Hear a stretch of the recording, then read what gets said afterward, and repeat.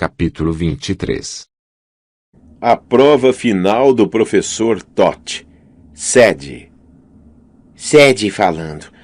Desculpem a demora, mesmo achando que vocês não a teriam notado numa gravação. Meu irmão de dedos moles derrubou o microfone em um buraco cheio de... deixa pra lá. De volta à história. Carter acordou sobressaltado e bateu o joelho na bandeja de bebidas. E foi muito engraçado. Dormiu bem? Perguntei. Ele piscou, olhando para mim com um ar confuso. Você está humana? Que gentil de sua parte notar. Mordi mais um pedaço de minha pizza. Eu nunca tinha comido pizza em prato de porcelana, nem tinha bebido coca em um copo. Com gelo, óbvio. Os americanos são muito estranhos. Mas estava gostando da primeira classe. Voltei há 1 hora. Pigarriei, limpando a garganta. Foi útil o que você disse sobre focar no que é importante. Foi estranho ter dito só isso, porque eu lembrava tudo o que ele tinha me falado enquanto eu era um papagaio. Tudo o que contara sobre as viagens com o papai, que tinha se perdido no metrô, tinha ficado doente em Veneza, tinha gritado como um bebê ao encontrar um escorpião em sua meia. Tanta munição para torturá-lo. Mas estranhamente eu não me sentia tentada. O jeito como ele tinha exposto sua alma... Talvez pensasse que eu não poderia entendê-lo em minha forma de papagaio. Mas ele tinha sido tão honesto, tão franco, e tinha feito de tudo para me acalmar. Se ele não tivesse me dado algo em que focar, eu provavelmente ainda estaria caçando ratos em Washington. Carter falara sobre nosso pai como se as viagens que eles fizeram juntos fossem ótimas, sim, mas também uma tremenda provação, com ele sempre se esforçando para agradar e se comportar da melhor maneira possível, sem ninguém com quem relaxar ou conversar. Eu tinha de admitir que papai era uma presença imponente. Era difícil não querer sua aprovação. Sem dúvida foi daí que herdei minha personalidade tão carismática. Eu o via 2 vezes por ano, e mesmo assim tinha de me preparar mentalmente para a experiência. Pela primeira vez, comecei a pensar se Carter tinha mesmo ficado com a melhor parte da divisão. Eu trocaria minha vida pela dele? Também decidi não lhe contar o que finalmente me devolvera a forma humana. Não havia sido o foco em nosso pai. Eu tinha imaginado nossa mãe viva, um passeio com ela pela rua Oxford, nós duas olhando vitrines, rindo e conversando, atividades corriqueiras que não tivemos a chance de compartilhar. Um desejo impossível, eu sei, mas poderoso o bastante para fazer eu me lembrar de quem era. Não contei nada disso, mas Carter estudava meu rosto e senti que ele tinha captado meus pensamentos. Bebi um gole de coca. Perdeu o almoço, comentei. Você não tentou me acordar? Do outro lado do corredor, Bastet arrotou. Ela tinha acabado de esvaziar seu prato de salmão e parecia bem satisfeita. Posso conjurar mais friques? Ofereceu Bastet. Ou queijos quentes. Não, obrigado, resmungou Carter. Ele parecia devastado. Deus, Carter, se isso é tão importante para você, ainda tem pizza em meu prato.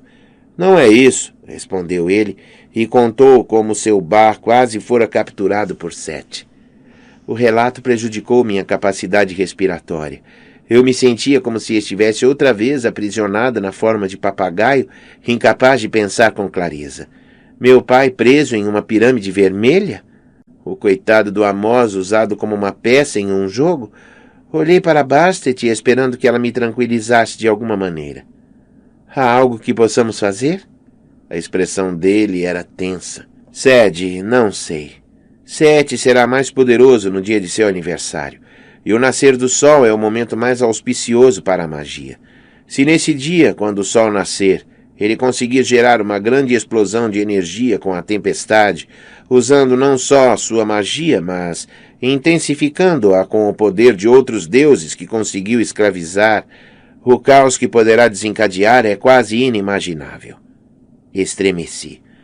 Carter, você disse que um demônio deu a ele essa ideia? Perguntou Bastet. Foi o que vi. Ou ele adaptou o plano original, não sei. E isso não é do feitio de Seth. Ela sacudiu a cabeça. Tossi. Como não? Isso é exatamente a cara dele. Não, insistiu Bastet. É horrendo demais até para ele.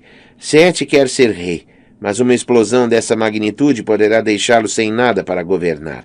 É quase como... Ela parou, aparentemente abalada com o próprio pensamento. Não entendo isso tudo, mas logo estaremos aterrissando. Você vai ter que perguntar a Totti. Está falando como se não fosse conosco, observei. Totti e eu não nos damos muito bem. Suas chances de sobrevivência podem ser maiores se... A luz do cinto de segurança se acendeu. O piloto anunciou que começaríamos o procedimento de pouso em Mênfis. Olhei pela janela e vi um vasto rio marrom cortando a paisagem. Um rio maior do que todos os que eu já tinha visto.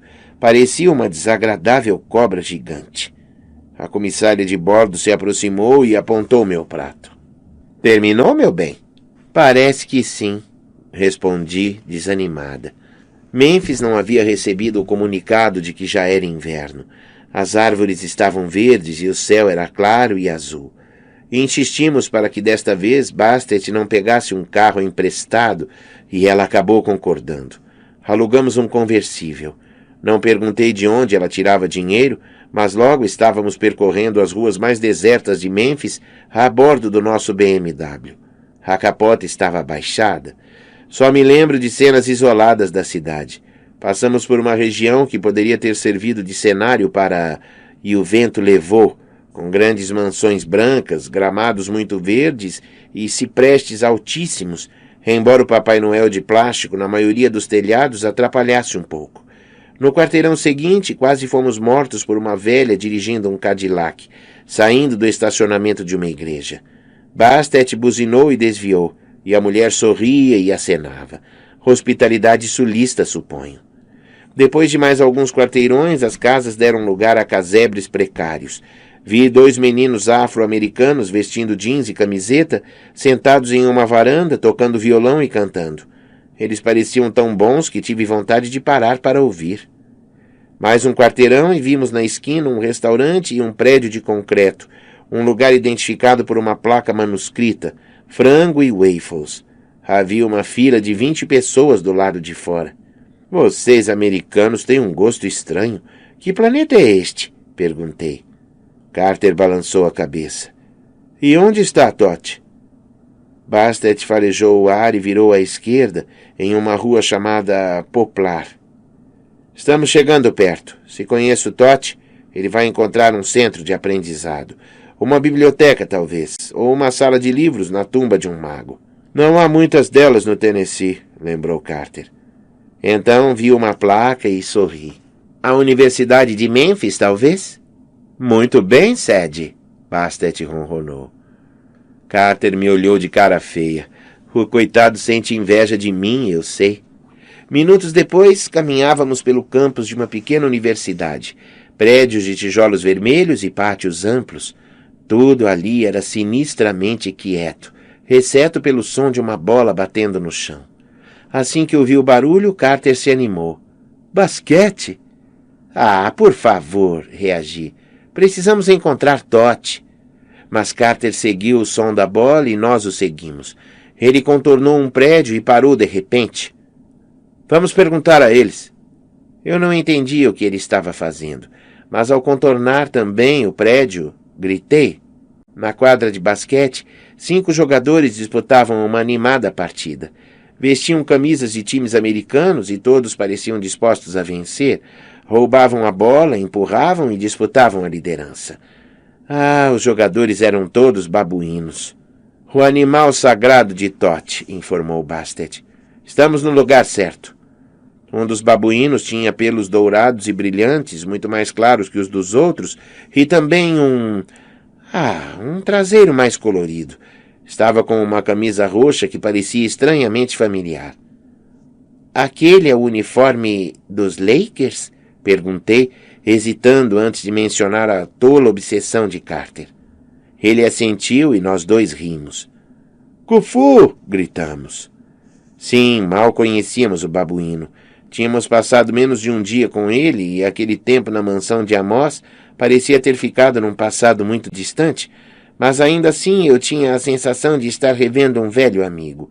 Kung-Fu pulou em meus braços e gritou. Ele mexeu em meus cabelos, catando piolhos, eu acho. Não se atreva a fazer comentários, Carter. E jogando no chão, batendo no piso para mostrar o quanto estava feliz. Bastet riu. Ele disse que tem cheiro de flamingo.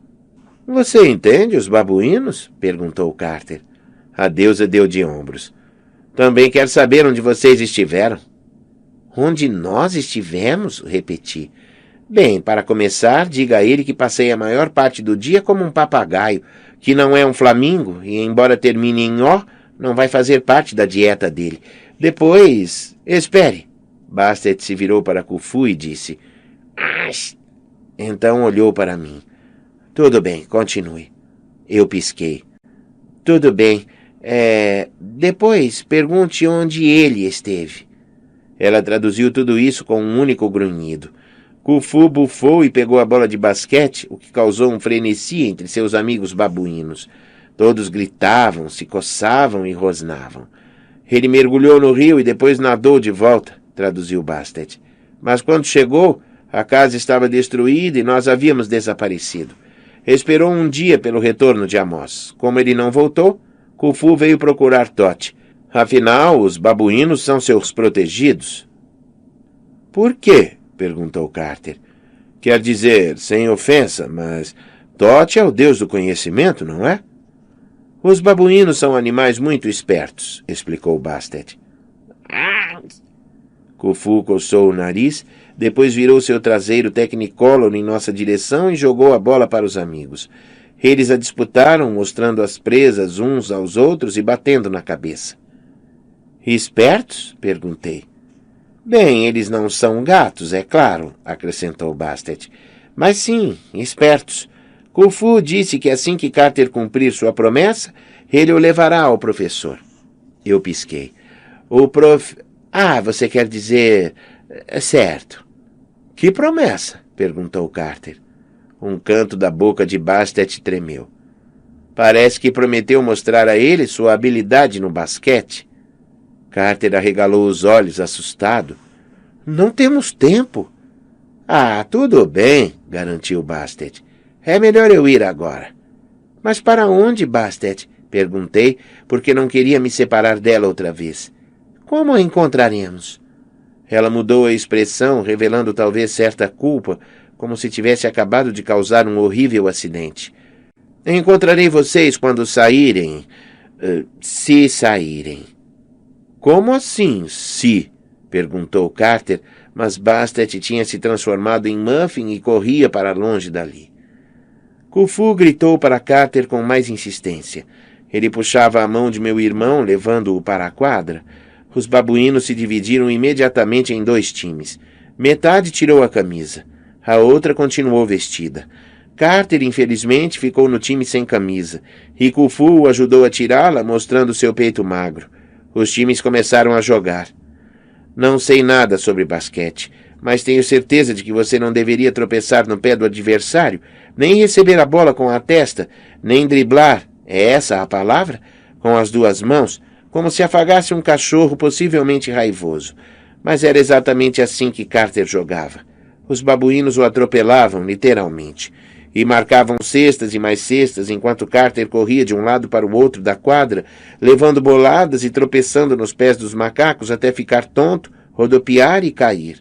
Os babuínos pararam de jogar e olharam para ele, incrédulos. Carter estava jogado no meio da quadra, ofegante e coberto de suor. Os outros babuínos olharam Kung-Fu. Era evidente o que estavam pensando. Quem convidou esse humano? Kung-Fu cobriu os olhos envergonhado. Carter, eu disse rindo. Toda essa conversa sobre os Lakers, sobre basquete, e você não joga nada. Perdeu para os macacos. Ele gemeu infeliz. Era o esporte favorito do papai. Eu o encarei. O esporte favorito do papai. Por que eu não tinha pensado nisso? Carter interpretou minha expressão atordoada como uma crítica. Eu posso enumerar todas as estatísticas da NBA, disse ele meio desesperado. Rebotes, assistências, arremessos, enfim, todas as porcentagens. Os outros babuínos voltaram ao jogo, ignorando Carter e Khufu, que fez um ruído de desgosto, uma mistura de grito e grunhido. Entendi o sentimento, mas me adiantei e estendi a mão para Carter. Venha, não tem importância. Se eu tivesse sapatos melhores, insistiu ele. Ou se eu não estivesse tão cansado. Carter, repeti com uma careta. Não tem importância, e não vou contar nada ao papai quando o salvarmos. Ele me olhou com gratidão óbvia. Afinal, sou mesmo maravilhosa. Em seguida, segurou minha mão e eu o ajudei a se levantar. Vista a camisa, por favor, pedi. E, Khufu, é hora de nos levar ao professor. Khufu nos conduziu até um edifício deserto.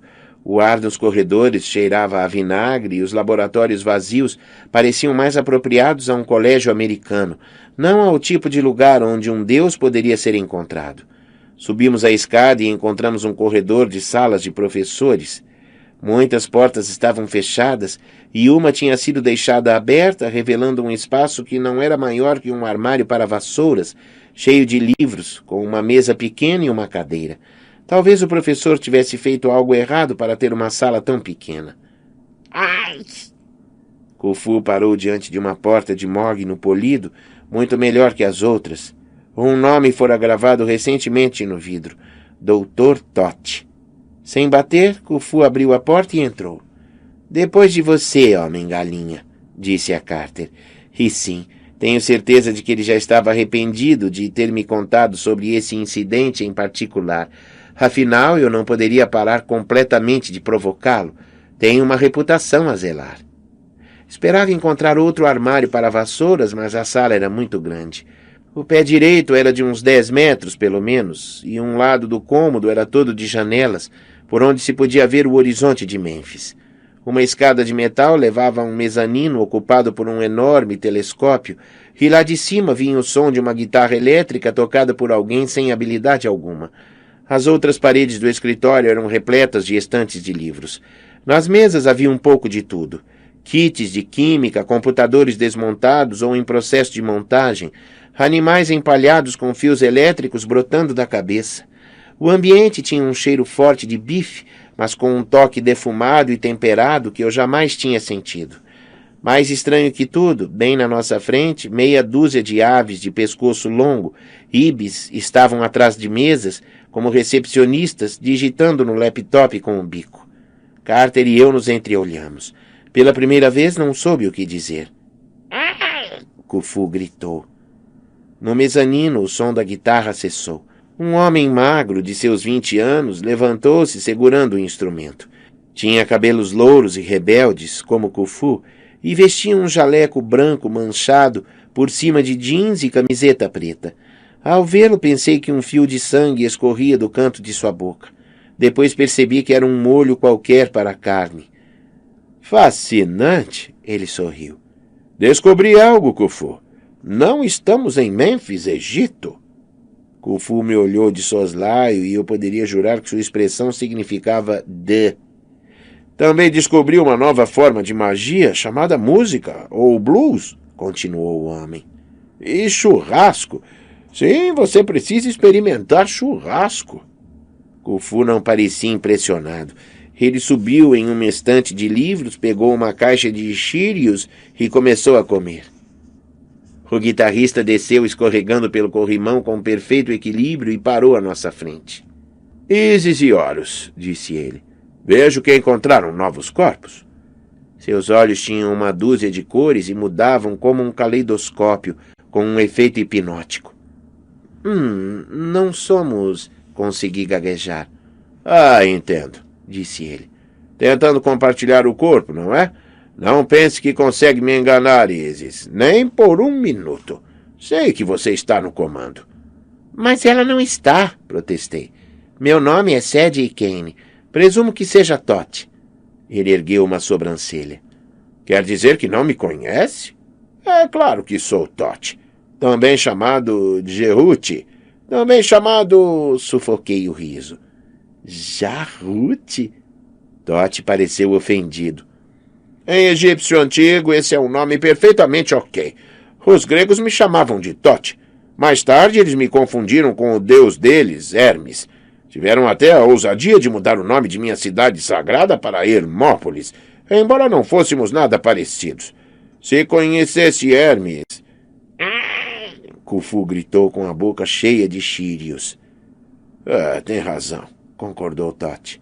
Estou me desviando do assunto. Então você diz ser Sede Kane, e... Ele apontou o dedo para Carter, que olhava as aves digitadoras. Suponho que você não seja Horus. Carter Kane, respondeu meu irmão, ainda distraído com os pássaros.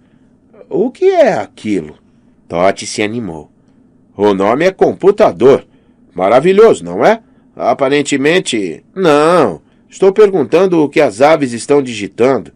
Carter se aproximou para ler uma das telas. Breve tratado sobre a evolução dos iaques?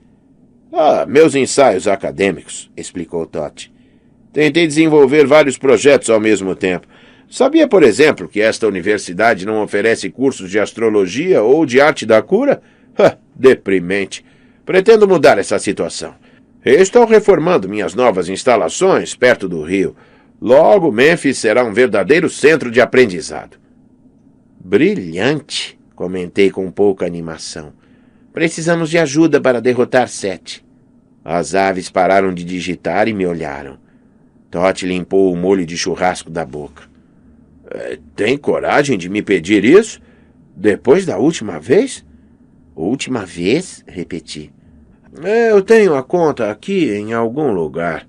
Tote bateu nos bolsos do jaleco de laboratório, tirando de um deles um pedaço de papel amarrotado. Não, lista do supermercado. Ele amassou o papel e jogou por cima do ombro. Assim que tocou o chão, o papel se transformou em uma baguete de pão, 1 litro de leite e uma embalagem com 6 latinhas de refrigerante. Tote examinou as mangas. Percebi que as manchas em seu jaleco eram palavras borradas, escritas em todos os idiomas. Moviam-se e mudavam, formando hieróglifos, letras do alfabeto latino, símbolos demóticos. Ele bateu a mão em uma mancha na lapela e 7 letras caíram no chão, formando uma palavra. Lagosta. A palavra se transformou no crustáceo, parecido com um camarão, porém maior, que moveu as patas por uns instantes antes de um íbis capturá-lo. Esqueça, disse Tote finalmente. Eu vou contar a versão resumida. Para vingar o pai, Osíris, Horus desafiou Sete em um duelo. O vencedor se tornaria o rei dos deuses. Horus venceu, disse Carter. Você se lembra?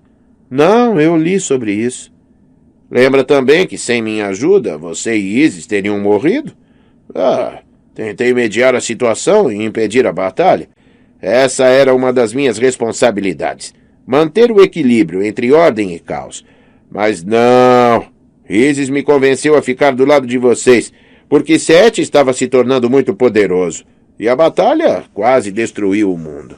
Ele reclama demais, Ísis disse dentro de minha cabeça. Não foi tão ruim.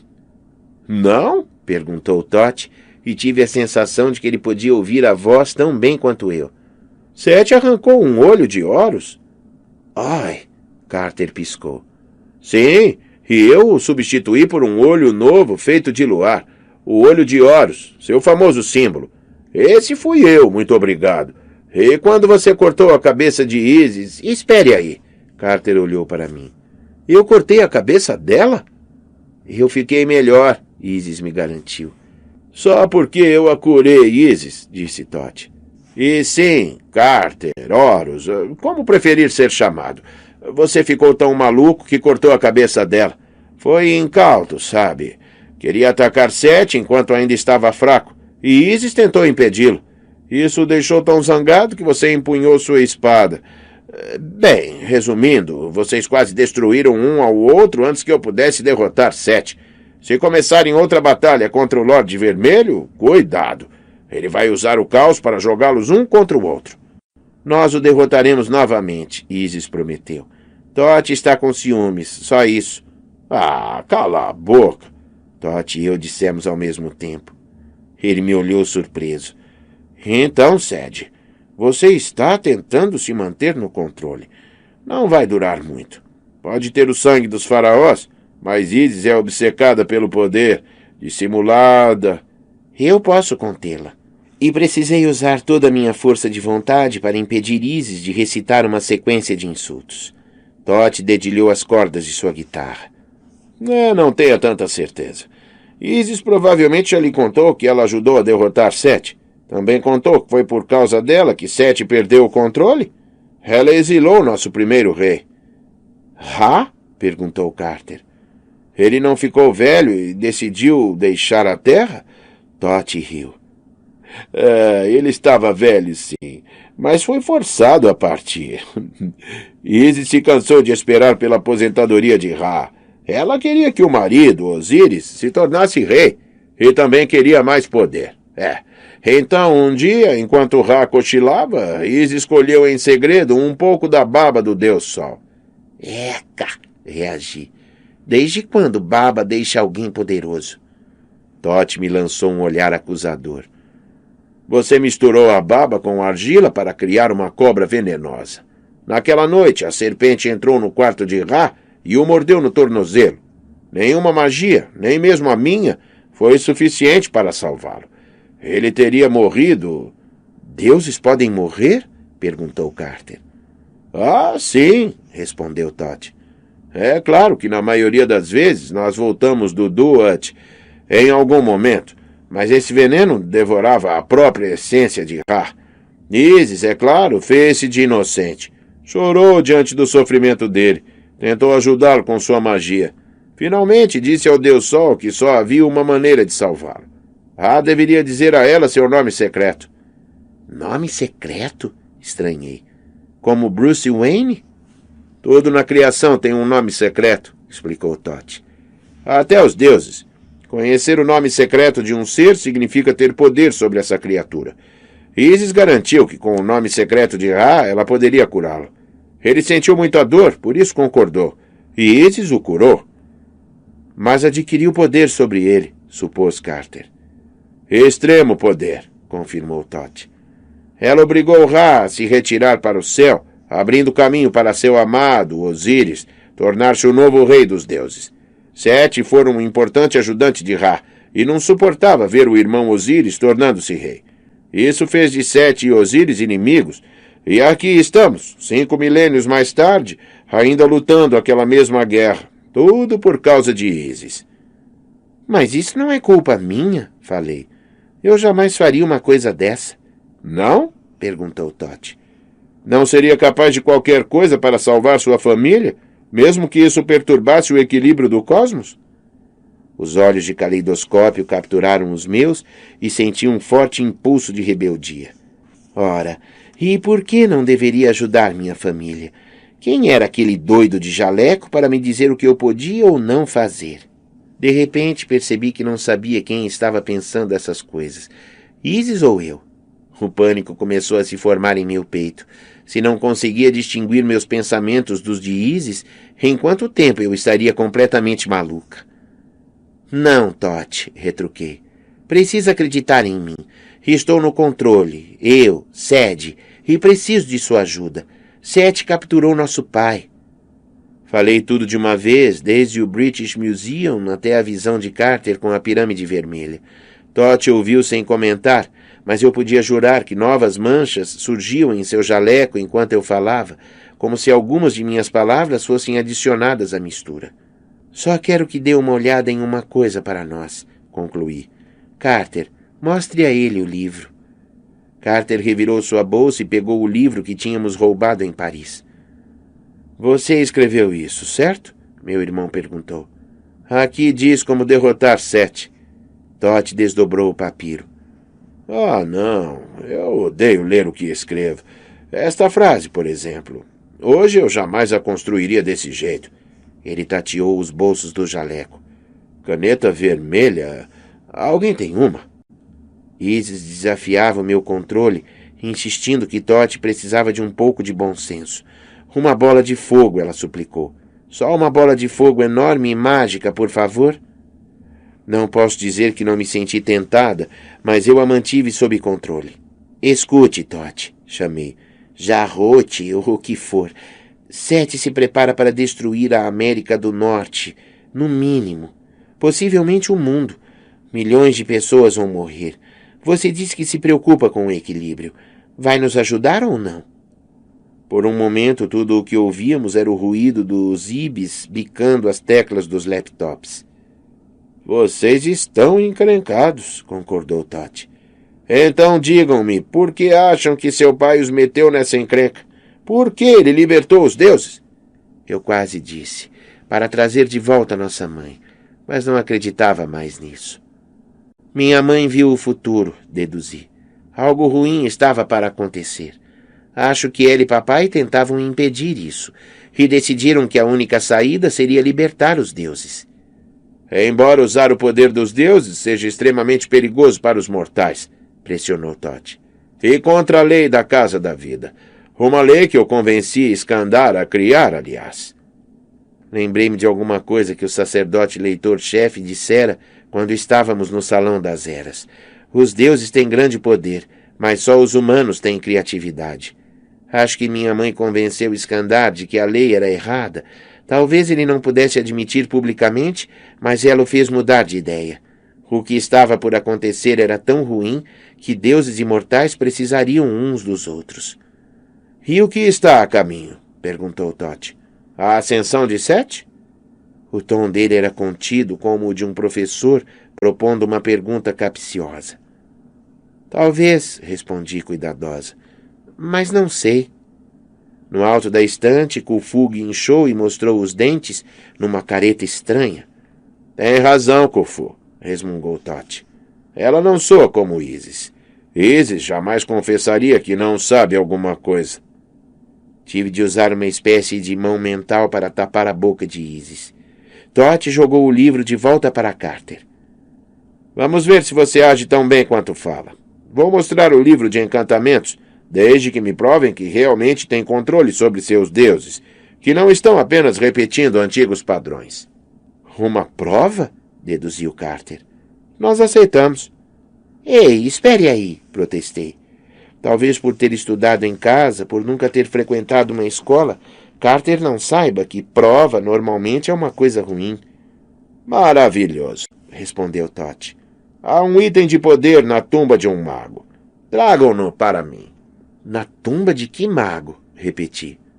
Mas Totti pegou um pedaço de giz do bolso do jaleco e escreveu no ar. Uma porta se abriu diante dele. Como fez isso? Perguntei.